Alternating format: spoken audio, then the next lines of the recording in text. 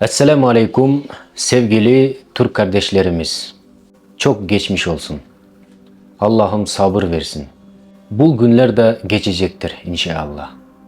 Duamız her zaman sizinledir. Hurmatlı Türk Müslüman bir tuğanlarımız. Uçurda kanday kıyınçılık, apat, kırsık gelbesin bari Allah Teala'dan. Bu Allah Teala'nın taqdırı.